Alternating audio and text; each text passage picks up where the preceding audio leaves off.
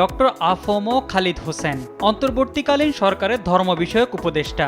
Doctor Mohammad ইউনূসের নেতৃত্বে গঠিত নতুন সরকারে আছেন আলেম সমাজের প্রতিনিধি হিসেবে। তার পুরো নাম আবুল ফয়েজ মোহাম্মদ খালিদ হোসেন। ১৯৫৯ সালের ২ ফেব্রুয়ারি চট্টগ্রামের সাতকানিয়া উপজেলার মক্কাবাড়ি এলাকায় সম্ভ্রান্ত মুসলিম পরিবারে তার জন্ম। ১৯৮২ সালে চট্টগ্রাম বিশ্ববিদ্যালয়ের ইসলামের ইতিহাস ও সংস্কৃতি বিভাগ থেকে বিএ অনার্স ও ১৯৮৩ সালে এমএ পাশ করেন। ২০০৬ সালে স্কলারশিপ নিয়ে হযরত মুহাম্মদ সাল্লাল্লাহু আলাইহি সাল্লামের খুতবা একটি সামাজিক সাংস্কৃতিক গবেষণা বিষয়ে পিএইচডি সম্পন্ন করেন।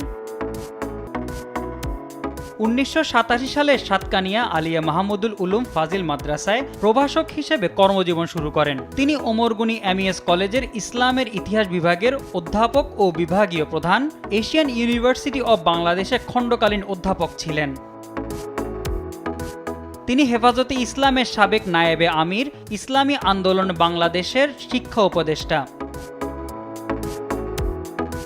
বিশ্ব মুসলিম লীগের মুখপাত্র the Muslim world League journal সহ বিভিন্ন সাময়িকীতে তার ২ শতাধিক গবেষণাধর্মী প্রবন্ধ প্রকাশিত হয়েছে। এছাড়া ৪টি জাতীয় পত্রিকায় নিয়মিত লেখেন খালিদ হোসেন।